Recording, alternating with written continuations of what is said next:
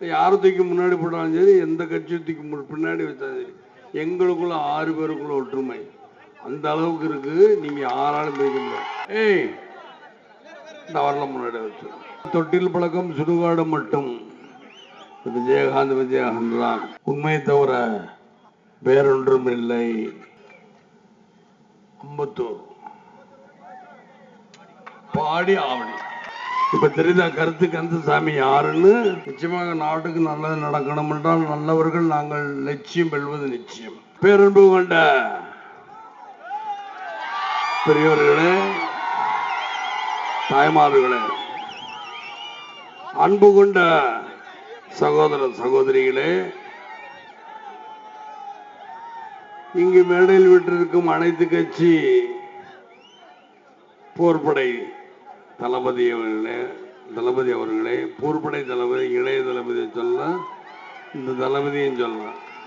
அதாவது தேசிய முற்போக்கு, அதாவது திமுக தளபதி சொல்ல, இவங்கெல்லாம் தேசிய முற்போக்கு திராவிட கழகத்தின் தளபதிகள் கூட வச்சுக்கலாம், இல்லை இந்த கட்சியின் தளபதிகள். எப்படி நீங்க சொன்னாலும் சரி, யாரை தூக்கி முன்னாடி போட்டாலும் சரி, எந்த கட்சியை தூக்கி பின்னாடி வச்சாலும் சரி, எங்களுக்குள்ள 6 பேருக்குள்ள ஒற்றுமை அந்த அளவுக்கு இருக்கு. நீங்க யாராலும் பேச முடியாது.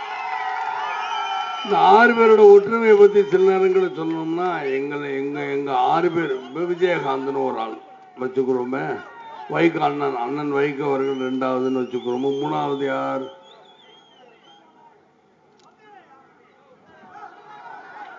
யாரு? தயவுசு போட்டேன் எவ்வளோ தயவுசு செல்போன்ல வச்சிருக்கோம், உட்கார எடுத்து வச்சுல உட்காந்துக்கிட்டே விடியாடு. எல்லாரும் சொல்றபடி கேளுங்க தயவுசு. ப்ளீஸ் ப்ளீஸ் ப்ளீஸ், உங்க காலை கையை எடுத்து கும்பு. அப்ப நான் வேணாலும் அப்ப உட்காரணும் சொல்றா, ஆட்டிட்டு கூட உட்காரணும். தெரியலன்னு சொல்லிக்கிட்டே இருக்காங்க எல்லாரும். இதே செஞ்சுக்கிட்டு இருந்தா அப்புறம் எனக்கு எப்படி இருக்கும்? போட்டோகிராஃபர் பத்திரிகை நம்பர்கள் நீங்க முன்னாடி இருக்கணும். நீங்க அவங்க நீங்க எல்லாம் ஏய், இந்த வரல முன்னாடி வச்சு அவர் முன்னாடி வர சொல்லுங்க.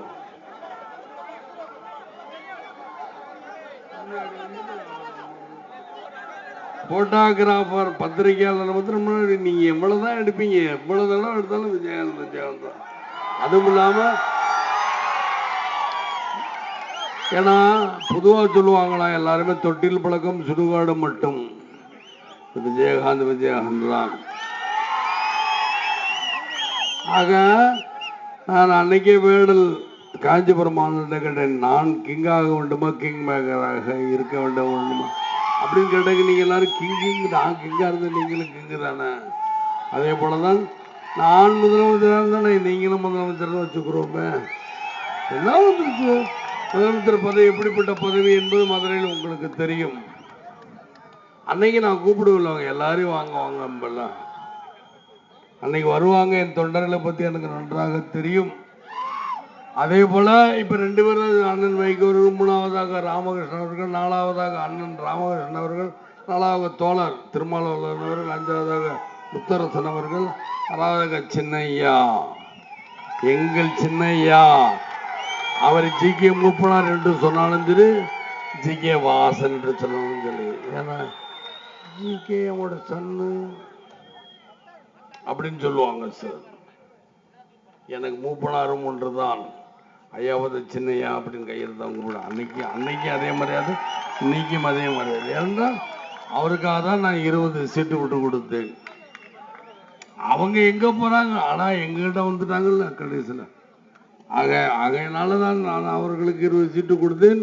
யாராவது கொடுப்பார்களா என்பதை முந்தா நாள் பேசிய தோல் திருமாவளவன் அவர்கள் நிச்சயமாக உங்கள்கிட்ட நம்ம வெளிப்படுத்தினார்.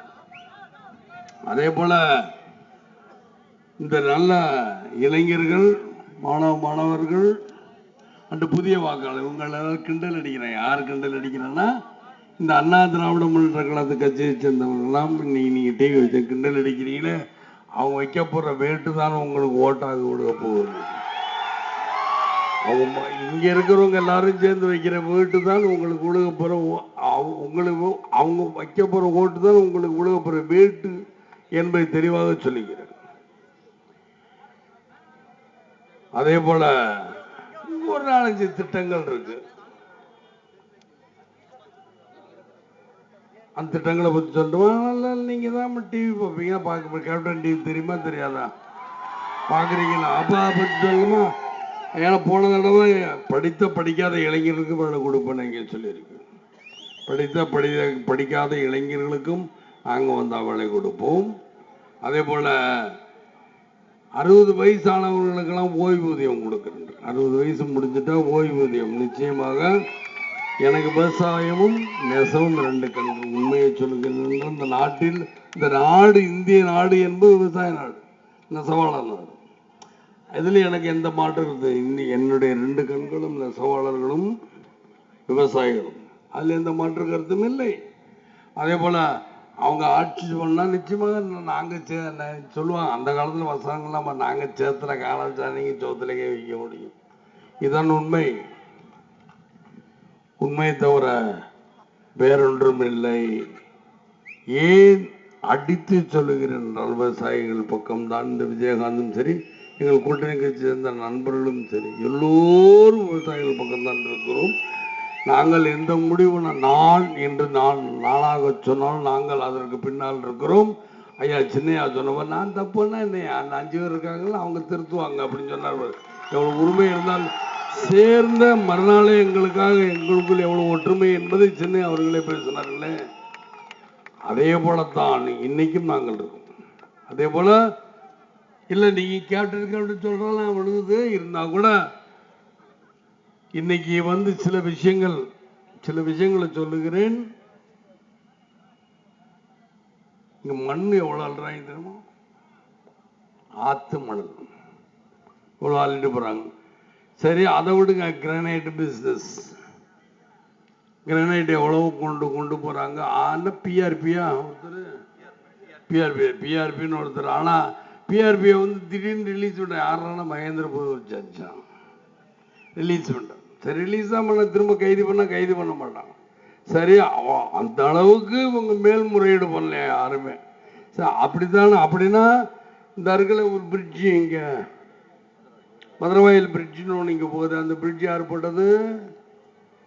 யாரோ போட்டாங்கன்னு வச்சுக்கோங்க. யார் போட்டாலும் நான் சொல்ல முடியாது. இருந்தாலும் அதை உடனே ஜெயலலிதா அவர்கள் கேஸ் போடும். யாரோட கேஸ் ஃபைல் பண்ணீங்களா? ஃபைல் பண்ணி அவங்க உடனே ஃபைல் பண்ணி நிறுத்திட்டாங்க. மேல்முறையீடு பண்ணீங்களா நீங்கள்? இல்லை.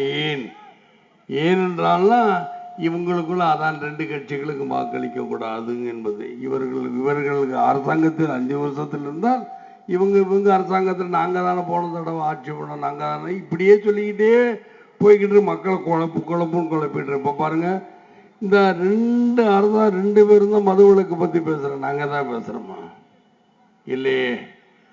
ஆக தர்மத்திற்கும் நாங்கள் தான் தர்மம், அதர்மங்கள் அவங்க இருவர். தர்மத்திற்கும் இருவர் கொள்ளையடித்து உங்கள்கிட்ட கொள்ளையடிச்ச பணமா வச்சிருக்காங்க. அந்த அதர்மமான 2 உருவத்தில் நடக்கிற போர் தான், யுத்தம் தான் இந்த யுத்தம். தர்மத்திற்கும் அதர்மத்திற்கும் நடக்கின்ற யுத்தம் தான் இந்த தேர்தல். ஏனென்றால் ஏன் இந்த தேர்தலை அவ்வளவு தூரம் சொல்றேன்? அன்னைக்கு வெள்ளையனே வெளியேறுன்னு எல்லாருமே சுதந்திர போர் பண்ணாங்க. இன்னைக்கு கொள்ளையனே வெளியேறுன்னு நாங்கள் சொல்றேங்க. அது பத்தாதான்? அந்த அளவுக்கு ஒரு மோசமா இருக்கு மக்களே. இந்த நாடு கெட்டு குட்டிச்சு. யாரால்? உங்களால், எங்களால் கிடையாது. உடனே நீங்க தானே ஓட்டு போட்டு தேர்ந்தெடுத்தீங்க என்றால் இன்னைக்கு ஏன் இப்படி விஜயகாந்த் உண்மையில உங்களை சார்ஜ் பண்ணனா? இன்னைக்கு சொல்றாங்க இந்த அம்மா படி, உங்களுக்காக நான், மக்களுக்காகவே நான், எல்லாரும் வே உங்களுக்காகவே நான், மக்களுக்காகவே நான். வே என்பது வேற்றுமை. வேற்றுமையில் இருக்கிறவங்களை கொண்டு போய் நீங்க முதலமைச்சரை உட்கார வச்சதுனால அந்த வேற்றுமை. அதை நீங்க புரிந்து கொள்ளுங்கள் என்பதை சொல்லிக்கொண்டு, இன்னைக்கு இவ்வளவு பெரிய கூட்டம் வந்திருக்கு. நான் ரொம்ப நேரம் பேசுறது எதிர்பார்க்காதீங்க. ஏன்னா நான் கால் வைக்காத இடமே இல்லை. 2005 இன்னைக்கு வரைக்கும் பாருங்க, கால் வைக்காத இடம்ல ஏதோ ஒரு இடத்துக்கு வந்துருக்கு. இந்த இடத்துக்கு நீங்க இந்த இடம் வரல. அம்பத்தூர்,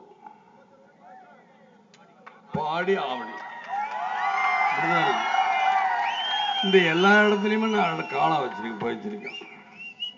இந்த இடம் வந்தோன்னு சொன்னேன், இது நல்லா காற்று வருது, ஓப்பன் பிளேஸுங்க, நல்லா காற்று வருதா அப்படின்னு. அப்போ காமராஜர் சொன்ன நல்லா நல்லா வருதா அப்படின்னாரு. ஏன்னா அப்போ பேசிக்கிட்டே இருக்கிறதுனால காது கேட்காதுல யாருக்குமே காதை அப்படியே கொடுத்துக்கிட்டே கேட்டாரு. நல்லா காத்து வருது, நல்லா காத்து வருது. இவர் என்ன சொல்றாரு, ஓப்பன் பிளேஸா இருக்கும், ஓப்பன் பிளேஸா இருக்கும், ஓப்பன் பிளேஸ் நல்லா காத்து வருது, நல்லா ஓப்பன் பிளேஸா இருக்கணும். அதாவது ஓப்பன் பிளேஸா இருக்கும், அது சொல்லாம சொல்றோம். ஓப்பன் ஓப்பன் பிளேஸா, ஓப்பன் அதாவது திறந்த வெளியாக இருந்தால் காத்து வரும்னா என்ன அர்த்தம்? இது கேப்டன் பிளேஸா? இதற்கு பேரு சரி கேப்டன் பிளேஸ்.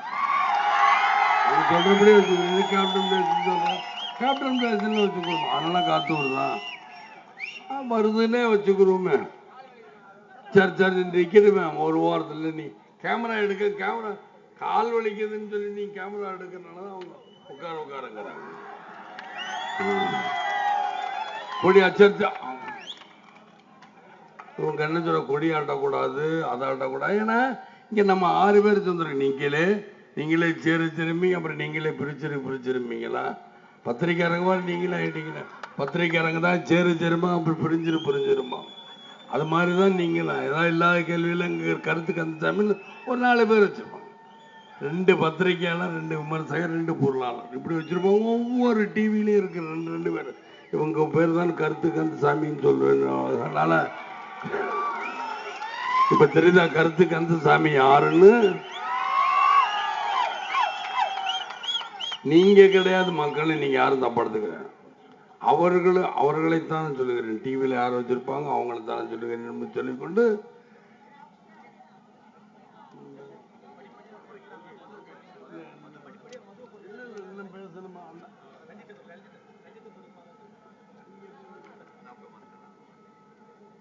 எனக்கு இவருடைய ஸ்பீச் ரொம்ப பிடிக்கும். அந்தரிதாஸ் ஒரு பேர், அதனாலதான் கை கொடுத்து அவர் விடமாட்டார். அந்தரிதாஸ் அவர்கள் அவ்வளவு பேசுவார். என்னடா நானும் பாப்பேன் விவாதம் இடையில, என்னடா விடவே மாட்டார். ஏன்னா அவங்க கட்சி எப்படி விட்டு கொடுத்தா. இங்கிருந்து பிரிஞ்சு போன ஒருத்தர் சரவணன் ஒருத்தர் பேசுவார், கோட்டுக்கிட்டு சூட்டு போட்டு, விடவே மாட்டார். எம்டிஎம்கிலிருந்து போனவர் தான் அந்தரிதாஸ். சரவணன் போனவர் எம்டிஎம்கிலிருந்து போனவர். இன்னமும் எம்டிஎம்கே இருக்கும் அந்தரிதாஸ். விடவே மாட்டார். சரவணன் தான் பேசிக்கிட்டே இருப்பார். ஏதோ அவர் டிஎம்கே போயிட்டு நடப்பில் பேசிக்கிட்டே இருப்பார். ஏன்னா அவர் போனது எந்த கட்சின்னு தெரியாது. போக தெரியாம போயிட்டாரு. போயிட்டு இனிமே வருத்தப்படுவார்.